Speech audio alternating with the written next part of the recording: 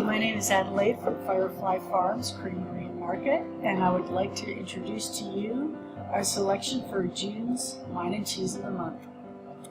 For our cheese selection, we're using our very own Bloomy Breeze, which is soft ripened rind cow's milk cheese, our very first cow's milk cheese. And our wine selection is a Pinot Noir from Deep Creek Cellars. And I'd like to introduce to you Paul Roberts, our vigneron from Deep Creek Cellars. We're very fortunate to have him here to just talk about our wine. Thank you, Adelaide. So here we have one of the very few Pinot Noirs grown in the Mid-Atlantic. It's a grape that has a very hard time with the humidity of the Mid-Atlantic. It isn't grown really very far south of the Finger Lakes in New York. Fortunately, because we're in the mountains, we have an almost ideal climate for it in Allegheny County, which is the next county to the east of Garrett County, near Cumberland, Old Town, Maryland, at a fantastic limestone ridge there called Bear Hill Vineyard is the grower. The grapes were planted for us in 2007, and they're grown on contract for us there, and we're very much involved in the growing of the grapes as well.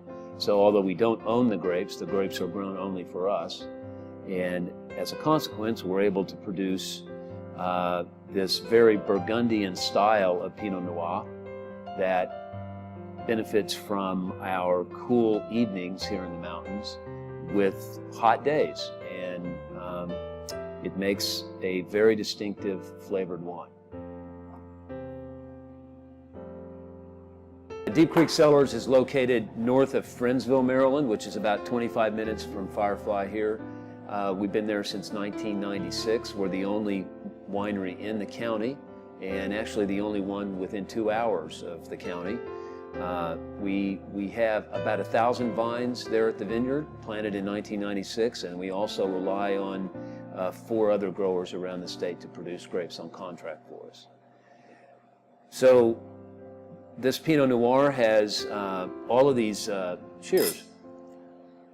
It's all of these wonderful gamey flavors and earthy flavors of Pinot without being a really heavy example of it. It's not really a West Coast Pinot. I would say it's closer to a European wine, although this in 2012 was the hottest growing season on record on the East Coast and produced probably the most West Coast-like wine that I've ever made, in fact.